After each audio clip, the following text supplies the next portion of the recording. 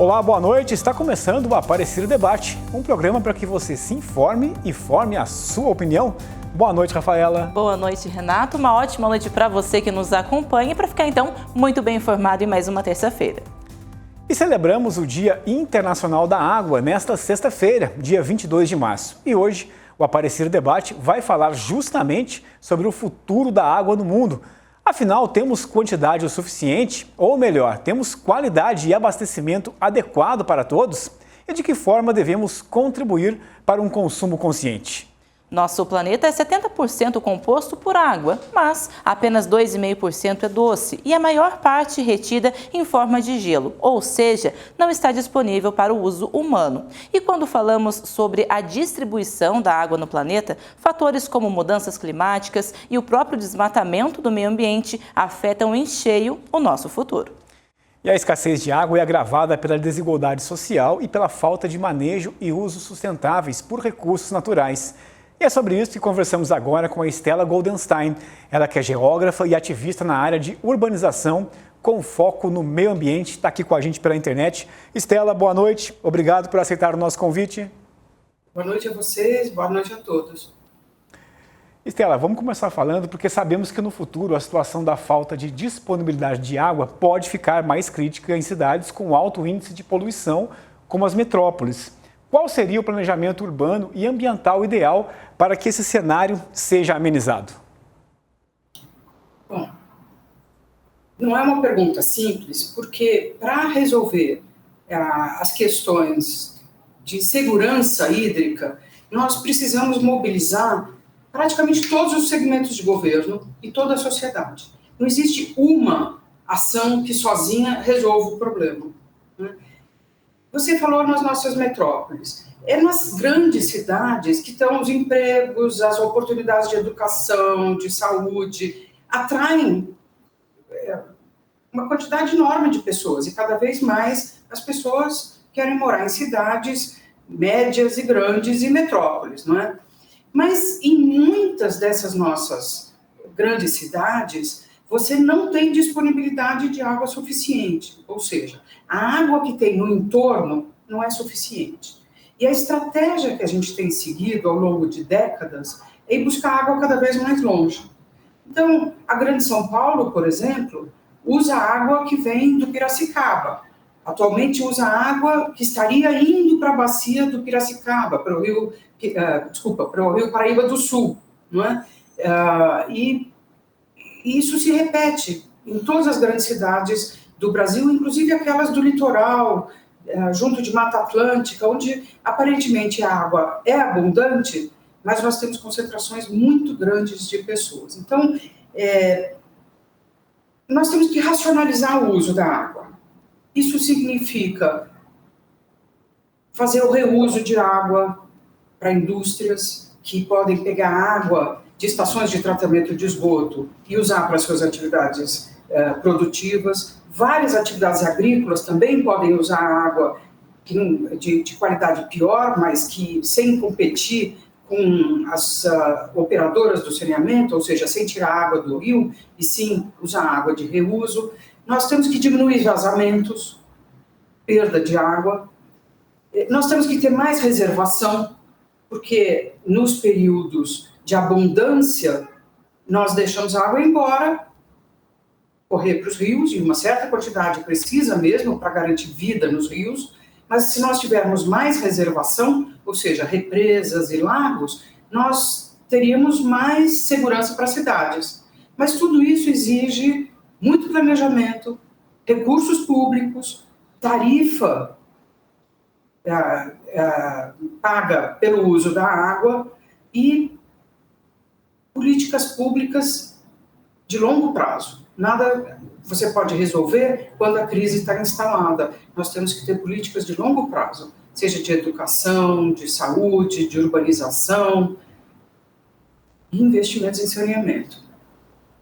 Exatamente, Estela, boa noite para você, obrigada mais uma vez por estar aqui conosco, falando em saneamento, né? Quando a gente fala em água, é claro, condições básicas, né? Cerca de 49 milhões de brasileiros ainda não têm acesso ao esgotamento sanitário e quase 5 milhões não têm água encanada. Qual é a dificuldade, então, do Brasil quanto ao saneamento básico e também o tratamento de esgoto? Bom, nós temos várias dificuldades, a gente pode discutir aqui algumas delas. E isso vai variar muito de região para região. No estado de São Paulo, nós temos um índice muito alto de atendimento de abastecimento de água, um índice relativamente bom de coleta e ainda não é suficientemente bom em tratamento do esgoto coletado. Aonde nós, no estado de São Paulo, ainda não colocamos água tratada para as pessoas. Primeiro, em áreas rurais que são esparsas, distribuídas no território e aonde o investimento é muito mais caro para você levar água para cada pequeno distrito rural. Isso é um tipo de problema. Segundo tipo de problema, as áreas de favelas, as áreas de ocupação informal. Isso é um problema tremendo das nossas cidades grandes e cada vez mais também das cidades médias, não é? Nós sempre esperamos que houvesse a urbanização dessas áreas para então colocar nas ruas que fossem abertas, pavimentadas, com calçadas, etc., e colocar a rede de água e de esgoto. E o que nós estamos vendo agora é que as prefeituras tardam demais para fazer isso. E a baixa renda da população, que não permite endividamento para adquirir imóveis. A ilegalidade tremenda, que faz com que loteamentos proliferem sem o devido arruamento, porque a rigor você não poderia construir, a não ser em áreas que tenham arruamento e toda a urbanização necessária para que seja colocada a rede de água e de esgoto. Então, a Sabesp, por exemplo, resolveu usar uma outra estratégia. Mesmo em áreas de favelas, ela está colocando rede de esgoto, mas com projetos que são projetos muito adaptados, não é o que se esperava fazer.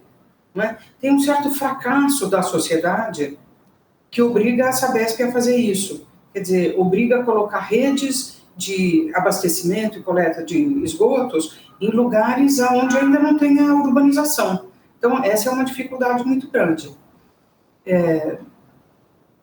Agora, voltando para a tua pergunta, então, eu vejo que nós precisamos de garantir financiamento para as obras, nós precisamos garantir que esse financiamento venha, seja de investimento público, seja de empréstimos que tenham como garantia as tarifas que vão ser pagas, seja de concessões em que o empreendedor privado assume a concessão e faz o investimento para depois receber pelas tarifas. Nós temos que ter estratégias de financiamento dessas obras.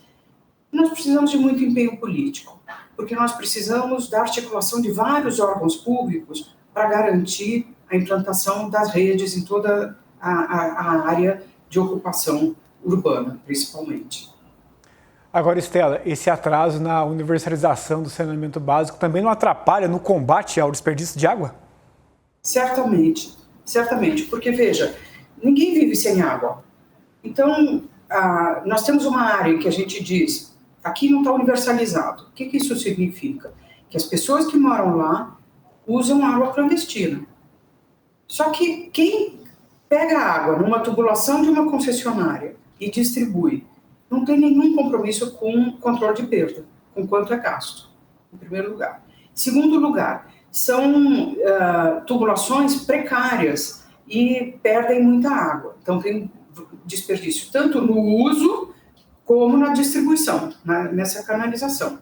Além do que, a água chega sem garantia de qualidade, porque justamente sendo um encanamento precário, ele está sujeito a contaminações, né? Então, tem aí realmente uma ligação muito grande entre a água clandestina em lugares de favela e ocupações informais com perda de água e risco à qualidade também. Estela, além dessa questão da precariedade e também do desperdício, né, as doenças que estamos vendo agora em alta, como a dengue, né, por exemplo, também são um reflexo da nossa falta de cuidado com as águas, né, com a água nessas áreas urbanas? Sim, mas é um outro tipo de falta de cuidado, não é? Porque não é uma falta de cuidado ligada à empresa de saneamento, por exemplo, a empresa de água e esgoto. Porque mosquitos, como por exemplo da dengue, eles proliferam nos quintais, nos jardins, em água paradinha, que as pessoas deixam de cuidar. Mas também proliferam no lixo urbano mal cuidado. Quando você tem lixo parado na rua e chove, ali vai ter mosquito que vai se desenvolver, colocar larvas, se desenvolver e pôr em risco a saúde das pessoas. Então, até tem uma coisa interessante se lembrar que saneamento, a palavra saneamento no Brasil, pela legislação brasileira, ele diz respeito à água, esgoto, lixo e drenagem. Drenagem é o cuidado com as águas de chuvas, que caem e tem que correr de uma forma a interagir respeitosamente com a cidade, com os lugares ocupados. Então, o lixo nas cidades, que são um vetor, sim, para desenvolvimento de dengue, de outras doenças, são uma preocupação do saneamento.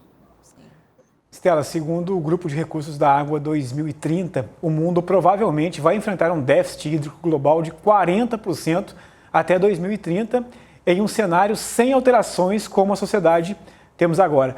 Podemos ajudar a evitar ou amenizar essa projeção? Que não está longe, né? Vamos contar aí 6 anos só. E nós estamos o tempo todo aqui falando de investimentos que não são de curto prazo, né? Cada um dos investimentos necessários para garantir água demora muito tempo para planejar, para garantir financiamento, para desenvolver projeto, para contratar obras, para executar obras. Então, 6 anos realmente é muito pouco tempo. Agora, quando a gente fala em risco de segurança hídrica, nós temos que pensar nos vários usos de água. Né? Água para agricultura, como que nós vamos garantir? Água para indústria, água para abastecimento público, água para biodiversidade, tem que ter água nos rios para biodiversidade. Né? Água para lazer, tem que ter água limpa para as pessoas irem para o mar, para as pessoas irem nas represas e lagoas, faz parte do uso da água, para piscicultura, enfim, criação de peixes, não é? Para cada um desses usos, nós precisamos de estratégias de segurança hídrica e elas têm que estar combinadas, porque eu não posso ter uma estratégia para agricultura, por exemplo, e que gere risco para a indústria, porque competem pela mesma água que está no rio, ou para abastecimento público. Então, o que a nossa legislação fala, e tem sabedoria nisso, é que o uso principal, aquele que é prioritário e que nós temos que proteger em primeiro lugar, é o uso para abastecimento público, para potabilizar a água, para as pessoas beberem e terem saúde. Esse é o primeiro uso e ele tem que ser protegido em primeiro lugar, mesmo que em detrimento, mesmo que competindo com outros usos.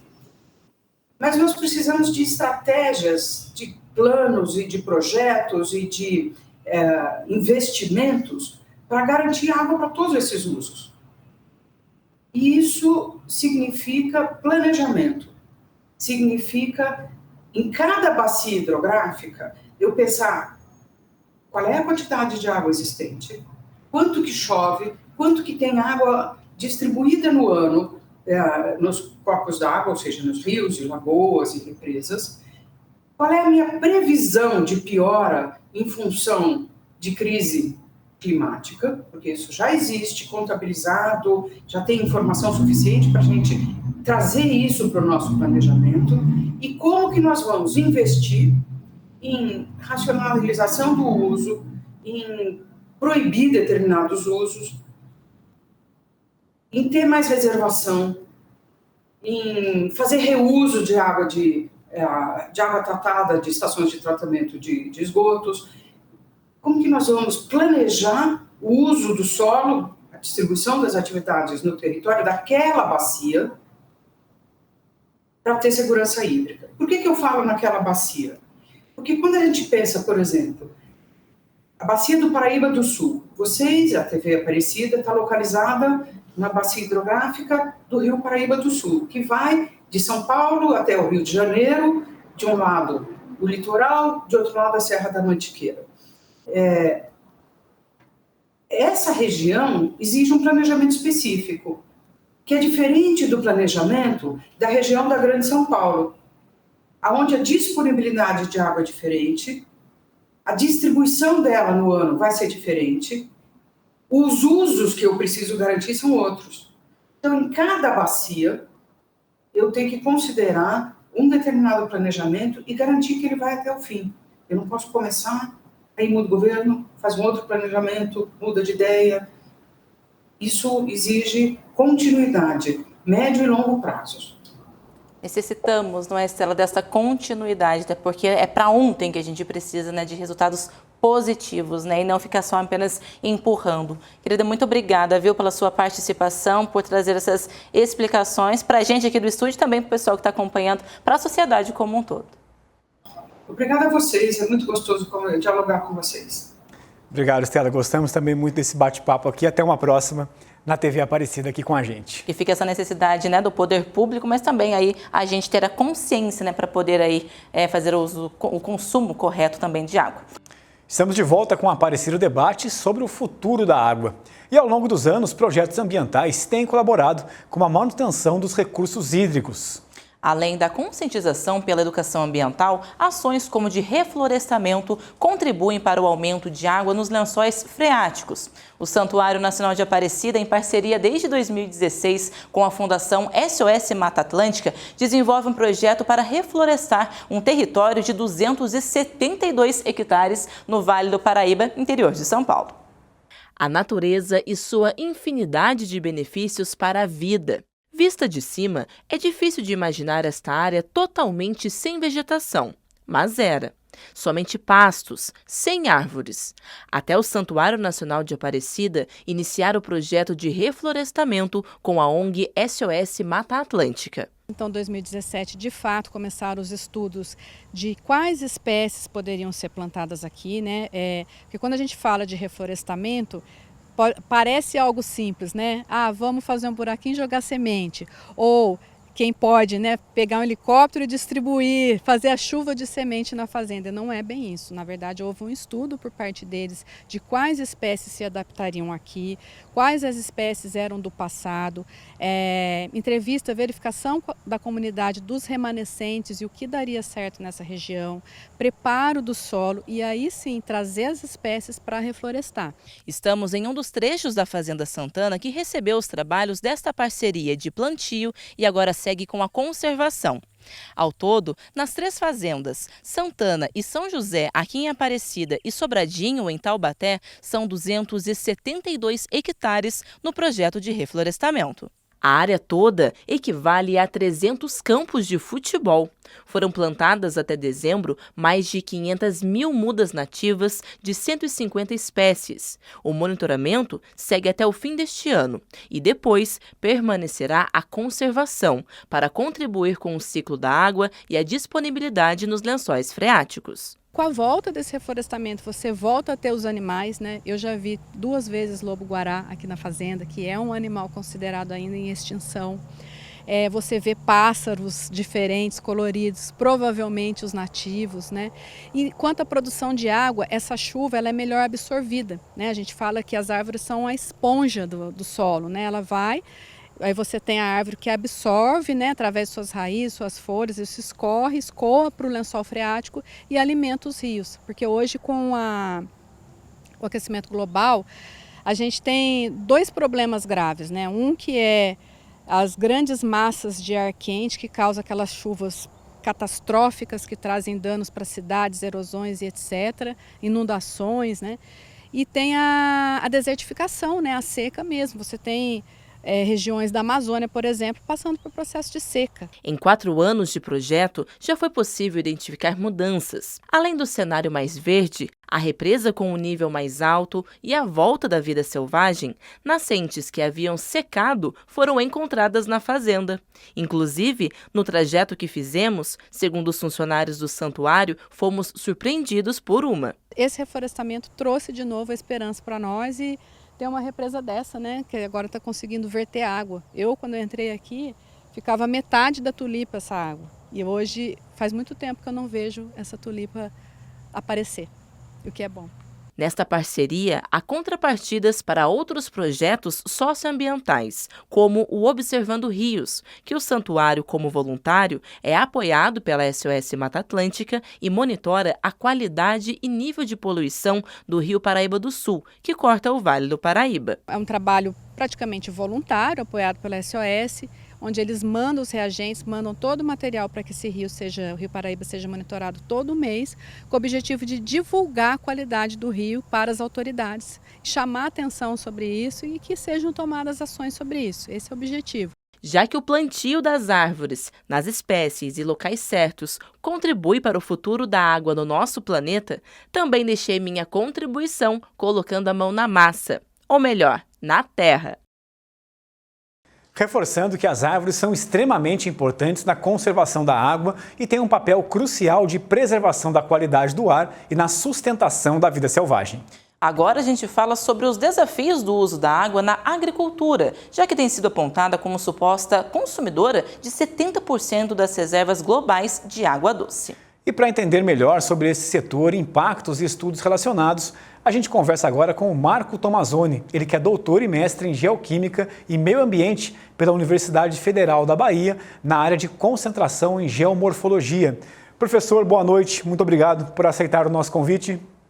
Boa noite, Renato, boa noite, Rafaela, boa noite a todos os telespectadores da emissora. Professor, comece explicando para a gente, por favor, por que o agronegócio consome tanta água e qual a dificuldade em otimizar esses recursos hídricos? É importante, então, Renato, frisar que a agricultura, né, em sua ampla categorização, ela implica em uma distinção, né? O agronegócio é uma parte, né, do setor agrícola, né? Ele não é o setor agrícola. Então,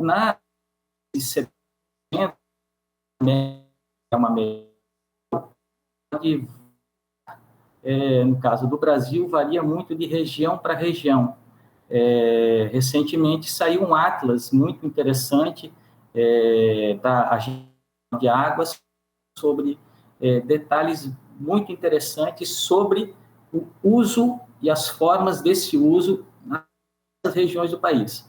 E é claro, a área da agricultura, cada tipo de sistema agrícola, de pivô irrigado, de irrigação direta, de irrigação por encharcamento, ele vai utilizar, né, de maneira geral, os usos que são feitos por sistemas de pivô central são muito, eles utilizam muita água. Então, alguns utilizam água em excesso até, né? E um dos meus trabalhos, feito na região oeste da Bahia, a gente constatou isso. Professor, boa noite. Obrigada mais uma vez por estar conosco. E já que o senhor disse sobre essa questão de por regiões, né, com suas particularidades, eu gostaria que o senhor comentasse um pouquinho sobre essa questão mesmo do cenário, né, brasileiro. O que pode ser feito, então, até mesmo em cima desses estudos, aí na Bahia, no caso, né, para evitar, então, esses desperdícios?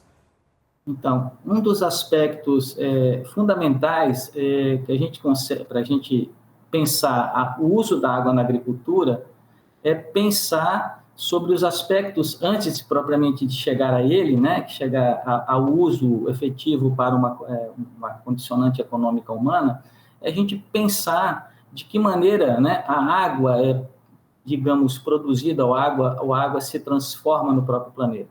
Então, recentemente vocês estavam aí falando, né, a reportagem que passou, sobre a questão de proteção de mananciais e renovação, etc. Então, o mais importante, na verdade, é estabelecer critérios protetivos, né, dessas zonas de mananciais, as zonas que a gente chama de zonas de recarga de água. Então, o Brasil tem muitas bacias hidrográficas, né, e em cada grande bacia dessa há uma realidade geográfica distinta, que vai implicar em usos distintos. Mas uma coisa sempre importante, né, a proteção, por exemplo, das nascentes. Aspecto esse que nesses setores, especialmente de agricultura industrial, né, que está voltada para a soja, o milho ou outros cultivos de grande demanda de água, vão implicar, muitas vezes, no impacto direto sobre nascentes e esses mananciais, prejudicando a recarga dos aquíferos e prejudicando a inserção de novas águas dentro dos recursos hídricos superficiais, que correspondem a uma ínfima parcela do que a gente tem no planeta, né? Então, se a gente não cuidar disso, obviamente, essa ponta que é o uso vai ter imensos problemas, né? Não só pela quantidade de água, mas agora, essencialmente, pela qualidade das águas, né? A qualidade e a quantidade são dois fatores muito importantes para serem vistos nisso. Agora, professor, são vários aspectos, né, interligados aí para as crises hídricas que países vêm enfrentando, assim como os estados brasileiros. Seria, assim, generalizar, definir a agricultura como vilã ou vítima no país? Seria errado isso?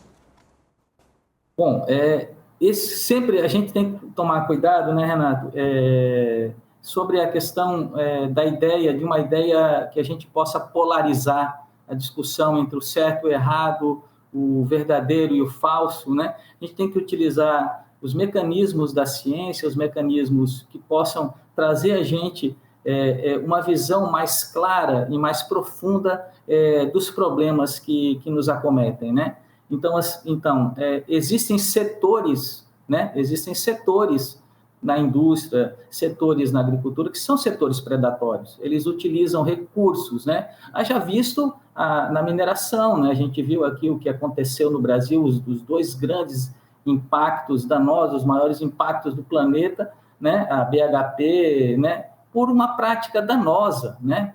De uso imediatista dos recursos naturais. E hoje a gente vê assolando, né? Várias áreas do país, usos predatórios que vão levar à erosão, vão levar ao empobrecimento dos solos e à degradação das terras. E é esse o cenário que a gente não quer, né? Mas como, então, definir o que é certo, o que é errado, dentro das práticas de cada setor? Os setores, todos os setores, eles precisam de uma regulação, né? Então, eles precisam ser regulados, eles precisam que a ciência instrua as ações do Estado para que essas possam chegar diretamente lá naquele ponto, lá na terra, lá na nascente, lá próximo à área que se produz, né? De que maneira, quanta e qual água que se pode pegar, que terras vou poder utilizar, né? Então, isso é muito importante. Eu queria ressaltar que existem setores predatórios, sim, né? Existem alguns setores do agronegócio, que a gente chamaria do agronegócio de agricultura industrial, que são predatórios mesmo. Que eu percorri muitas áreas do Brasil Central, né? No chamado Matopiba, Maranhão, Piauí, Tocantins e Bahia, e pude observar os efeitos erosivos, o assoreamento, redução e eliminação e extinção de nascentes. Não quer dizer que toda a agricultura seja, compreende? Então, há uma distinção que precisa ser feita, né, para que a gente não tome o debate como um debate em uma polarização, muito, por vezes, que ultimamente temos caído, né? E é tão danosa para a democracia e tão danosa para a liberdade humana. De fato, né, professor? Por isso também que temos a sua participação, assim como dos outros entrevistados, né, para poder explicar melhor para a gente e, é claro, o pessoal de casa também poder entender melhor. Ainda em relação a essa parte de legislação, de fiscalização principalmente, professor, a melhora, né, dos recursos hídricos direcionados ao agronegócio, né, à agricultura em si, é uma responsabilidade de produtores ou do poder público, né, por meio de recursos para dar uma melhor estrutura e também acompanhá-la, né, ter um monitoramento mais forte? Então, reconhecer essa mudança ou reconhecer as responsabilidades é um fator importante, né? Para que nós venhamos a conhecer essas responsabilidades, nós precisamos de agências reguladoras fortes, a Agência Nacional de Águas, por exemplo, né, a ANA, né? Ela tem técnicos e tem estudos extremamente competentes que mostram características importantes regionais e locais, né?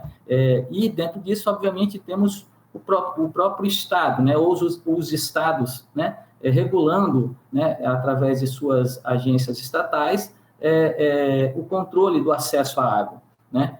E isso é um fator que também vai demandar ponta mais extrema, que é o próprio agricultor. Então, existe uma cadeia, né, de um elo de responsabilidades grande que precisa ser compreendido. E, mais do que isso, a gente precisa entender, né, pessoal, que a água, ela não é um bem econômico, ela é um bem da vida, né? Ela tem um valor essencialmente de uso, e ela não deve ser transformada apenas de troca de alguns setores, né? E setores importantes no Brasil que conseguem enxergar isso. Mas existem setores que precisam ser educados. E se não forem educados, né, eles precisam receber orientação e também, no caso, multas, né? Ou que essa multa possa vir a ser revertida em algo benéfico, né?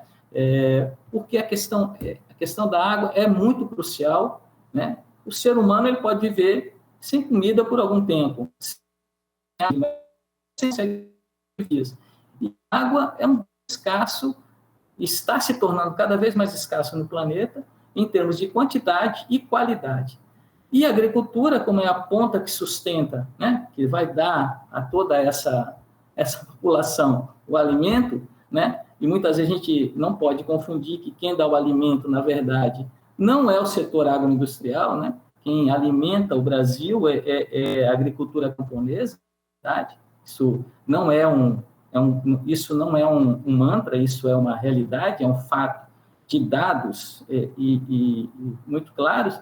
Não quero dizer com isso que o agronegócio não é importante, né? Apenas que as formas pelas quais eles usam e transformam a terra, né, em algum produto precisam ser revistas.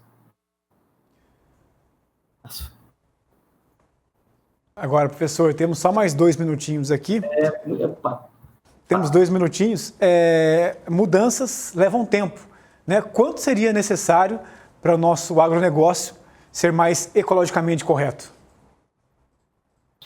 Pergunta que eu não sou de responder, mas eu queria, como tendo esse pequeno espaço, né, como um geógrafo e humanista que sou, e as pessoas poderiam pensar o futuro delas de maneira área, né, mais fraterna. E isso exige cuidar essencialmente dos recursos próximos. Quanto mais terra se tem, né, mais poder, né, se tem. Não vou poder esquecer que nosso país tem uma herança agrária terrível, né, pautada na posse da terra e na perda de terras de muitas das populações ancestrais que aqui estavam. Então, essa ocupação ela precisa ser pensada para o futuro. A água não vai esperar ser cuidada, hein? Mas eu acredito que uma regulação forte do Estado seja necessária para conseguir isso. O tempo, eu não sei te precisar, meu amigo Renato, minha querida Rafaela. Claro que estaremos acompanhando, né, professor, e torcendo para que isso aconteça, né, essa fiscalização, esse regulamento, né, seja colocado em prática de fato. Muito obrigada, viu, pelo senhor participar conosco, trazer essas explicações e contribuir também para o nosso debate de hoje. Agradeço o espaço cedido e agradeço, né, se alguma questão possa não ter ficado muito clara, dado a questão do tempo e tudo mais, eu peço minhas desculpas a vocês, mas um enorme prazer poder estar aqui nessa emissora e com vocês aqui nessa entrevista. Muito obrigado.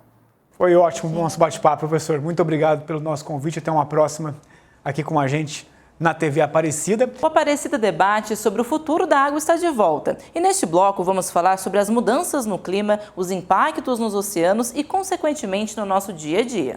As temperaturas elevadas dos oceanos têm ramificações diretas no clima terrestre, o que influencia na ocorrência de eventos climáticos extremos.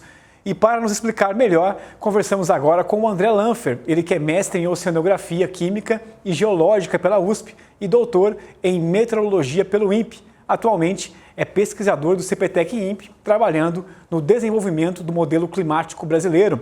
André, boa noite, muito obrigado pelo esse bate-papo com a gente aqui, aceitar o nosso convite.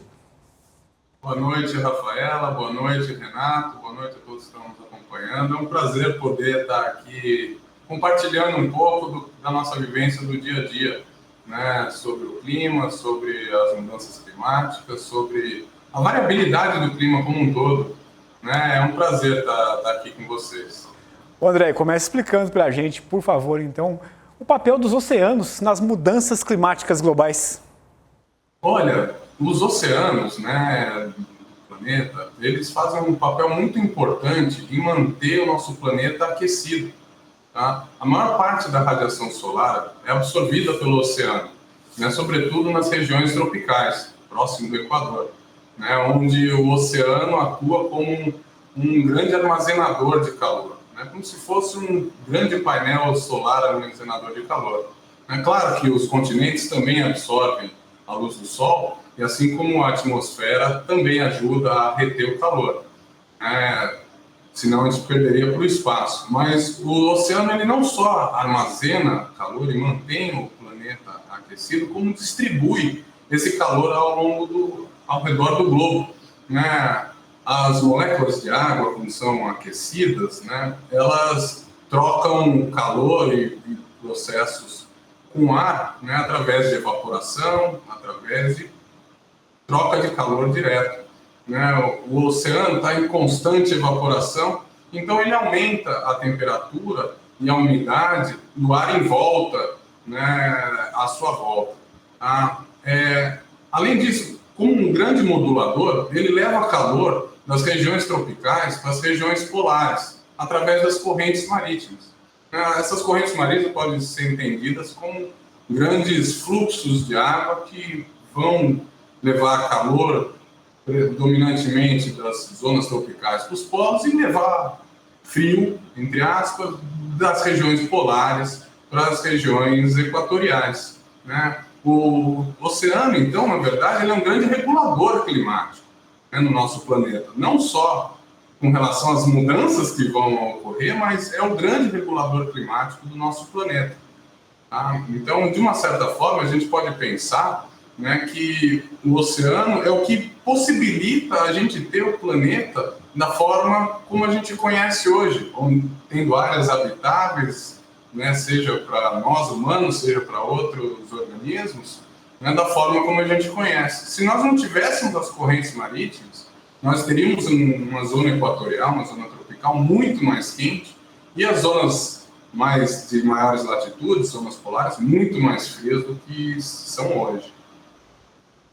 Exato, né? André, obrigada pela participação conosco, né? Um prazer tê-lo aqui com a gente. Em relação ainda a essa questão do calor, principalmente você falando, né? Pela primeira vez, o aumento da temperatura global ultrapassou 1,5 graus. Quais as principais preocupações, então, com os oceanos em relação ao derretimento acelerado das geleiras? E falando um pouco do clima também, né? A gente pode até mesmo citar o fenômeno El Niño em relação a todas essas catástrofes que a gente tem visto, né, nos últimos meses?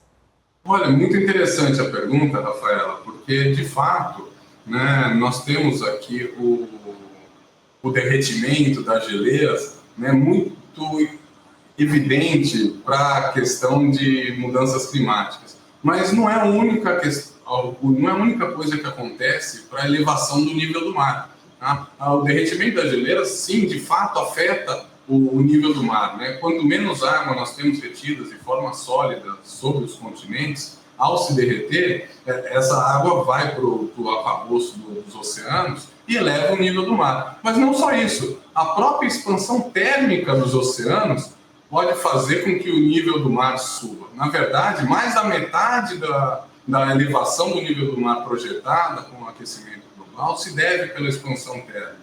Tá? Lógico que a imagem da geleira derretendo, né, causa muito mais impacto do que pensar na questão física da expansão térmica, mas ambos os processos afetam, né? E esse aquecimento de 1,5 hoje representa para a gente um limiar, né, de atuação do ser humano como civilização, como espécie, né? Uma vez que nós estamos aí enfrentando desafios crescentes, né? Você citou o El Niño, mas não são só os El Niños. A mudança climática que está em curso hoje em dia vai afetar a periodicidade dos eventos, né? Vai afetar não só chuvas mais intensas em alguns locais, mas secas mais prolongadas em outros, né?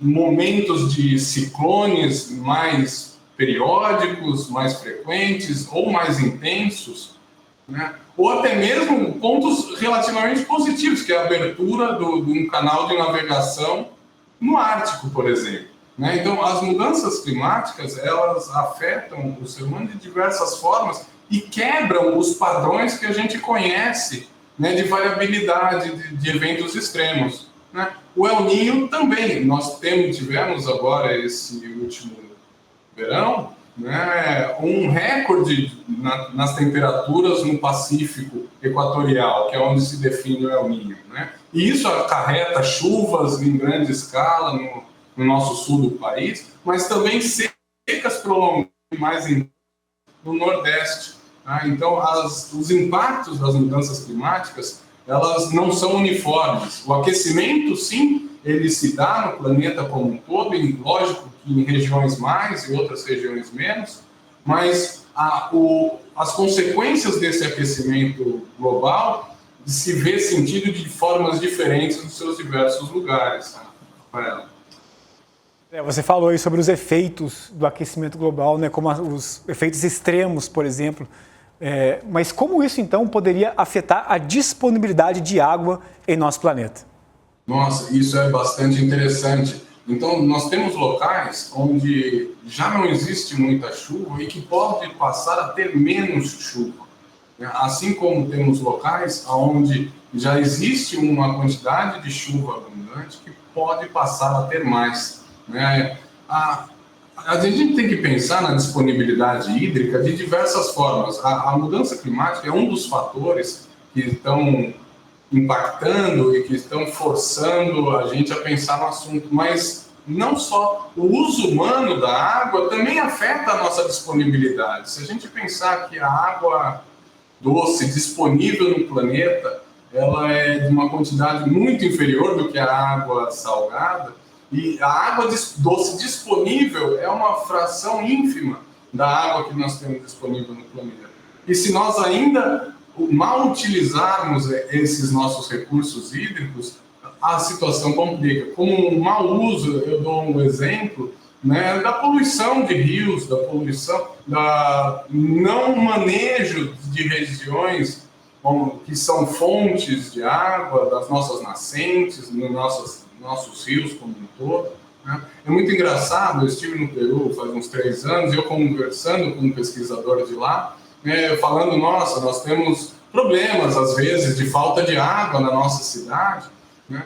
E ele deu risada na minha cara, óbvio, eu até fiquei com vergonha, porque, de fato, o Peru, o deserto do Atacama, que depende de água de degelo, né? Imagina, hoje ele já tem os Andes com pouco gelo perene, né? E ele tem um problema bastante grave de falta de água.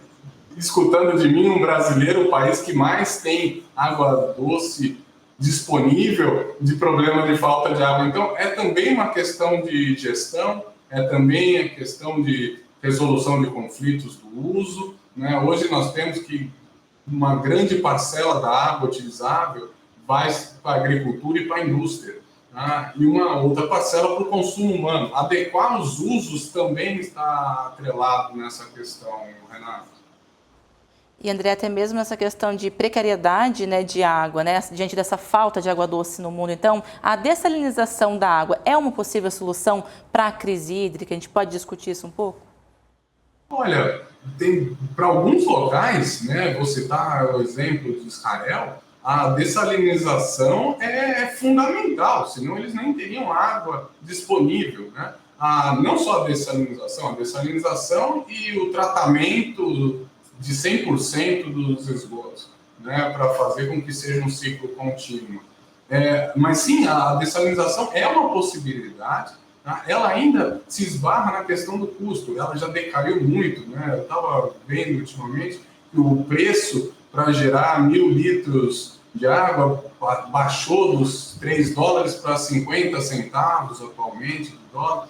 Então, nós estamos aqui em custos decrescentes e vai chegar um momento que isso talvez seja economicamente viável. Não sei se para um país como o Brasil, que tem tanta oferta de água, né, e, lógico, mal distribuído, né, então, para determinadas regiões, como o Nordeste brasileiro, talvez seja uma saída, né, ao processo de dessalinização. Pensando, lógico, de uma forma sustentável, usando eletricidade de usina eólica para fazer o processo da osmose reversa, de dessalinização, eu acho que tem um potencial futuro, né? Não sei quanto isso é aplicável em todas as regiões, mas em regiões específicas, com certeza. E o Nordeste brasileiro é uma delas. Bom, André, a gente vai falar agora sobre a poluição dos nossos rios, das nossas praias, porque o homem segue com o desmatamento e poluição ambiental. Segundo a Associação Internacional de Resíduos Sólidos, cerca de 80% de todo o lixo no mar é plástico. O que fazer, então, para ampliar a conscientização? Na Praia da Urca, no Rio de Janeiro, um grupo de ambientalistas mergulham para remover resíduos como plástico e latas de alumínio. Veja aí.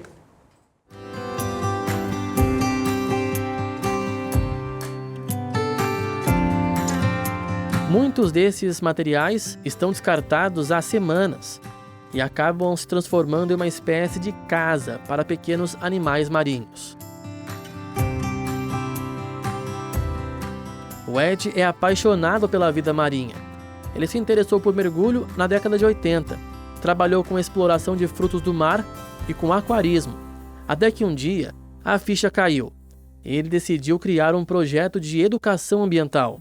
Tinha mergulho que eu não via estrela, tinha mergulho que eu não via cavalo, tinha mergulho que eu não via A, B ou C, mas um cara eu via sempre: lixo. Lixo no mar. Lixo no mar era uma coisa frequente no mergulho. E aí a gente uniu uma coisa com a outra. A preservação ambiental, combatendo esse lixo no mar, mostrando esses organismos, mantendo eles no ambiente. Essa, eu acho que o melhor resumo da minha trajetória na Urca, de explorador a protetor. Quando você fala também em mostrar os animais marinhos, né, para quem passa por aqui, para quem tem interesse em conhecer um pouco o projeto, é justamente nessa linha de mostrar as belezas para que a pessoa se conscientize e também ajude na preservação. Sim, falou bem isso, porque é aquela questão, conhece e preserva. Se você ignora, se você não sabe que aquilo existe, fica mais difícil de eu te convencer a preservar. Agora, se eu te mostro o que tem de bonito, o que tem de legal, que você pode estar perdendo por descuido, por não pegar uma latinha de bebida e colocar no lixo, por não pegar um plástico e colocar no lixo, o que você está matando sem nem saber que aquilo existe. Então é essa pegada, mostrar o que tem de mais bonito para te trazer para o lado da preservação.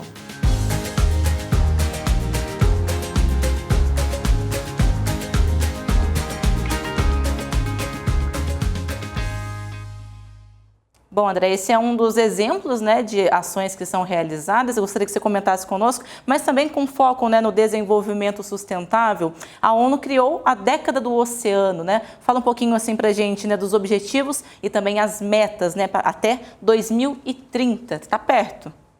Sim, estamos chegando, estamos quase na metade, estamos em 2024 agora, né, e já caminhamos bastante. Temos aqui agora, no dia 21 a 24 de abril, a conferência, né, da ONU sobre os oceanos, dentro da década dos Oceanos, que vai discutir os avanços e metas já atingidas ou não atingidas até agora, né? Eu gostei muito dessa reportagem que você mostraram, né, da coleta de plástico nos oceanos, dos lixos nos oceanos. A gente tem que pensar que temos hoje aproximadamente 400 milhões de toneladas de plástico produzidos anualmente, né, para diversos usos, desde sacolas de mercado, a canudos, a embalagens, a fins diversos. E desses, 14 milhões de toneladas de plástico terminam nos oceanos ano a ano. Então, a gente tem aqui uma necessidade de pensar sobre o impacto que nós humanos estamos fazendo no oceano em termos de ecossistema, em termos de disponibilidade da vida, né, nos oceanos. Mas, por um lado, quando eu vejo uma reportagem dessa, me enche de orgulho que pessoas estão querendo mostrar e demonstrar que existe possibilidade de atuar, de alertar, de informar, mas também leva à reflexão, né, de como que vamos superar essa quantidade absurda de plástico sendo jogado nos oceanos sem repensar na nossa matriz industrial, que é baseada no petróleo, visto que o plástico é produzido pelo petróleo, é um polímetro do petróleo, né? Nas décadas dos oceanos, né, a década dos oceanos, ela surge como uma necessidade, né, de se conscientizar e atuar em prol de um oceano saudável. Então, as Nações Unidas resolveu pensar e colocar a ciência próximo da política para que possamos pensar os oceanos de uma forma integrada dentro do cenário das Nações Unidas. Então, isso possibilita com que a gente, ao menos, almeje atingir um ponto de sustentabilidade nos oceanos, que almeje ter um ambiente oceânico mais saudável e ambientes costeiros também. Tá? Então, a principal meta da década dos oceanos é essa aproximação entre ciência, política e o grande público. Essa é a principal meta. Os objetivos, tem uma série de objetivos, né, que é aumentar a disponibilidade de informações, uma vez que é difícil a gente coletar informações nesse vasto oceano, tá? Seja em superfície, seja em profundidade. Então, aumentar a rede de coleta de dados e, com esses dados, trazer um maior conhecimento acerca dos oceanos e, por fim, divulgar esse conhecimento a fim de os tomadores de decisão, nossos políticos, poderem atuar na direção de um planeta mais saudável.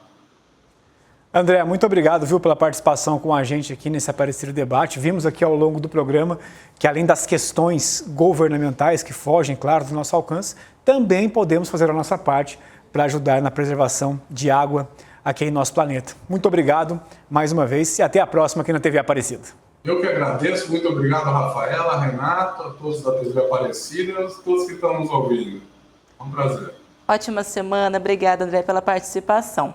Bom, e você aí de casa, lembrando, né, que você pode, então, nos acompanhar nas redes sociais. Reveja as entrevistas de hoje e programas anteriores no nosso canal no YouTube. Já no Instagram, você acompanha a programação e os bastidores do nosso jornalismo, além de poder enviar também a sua sugestão de tema ou opinar sobre os nossos programas.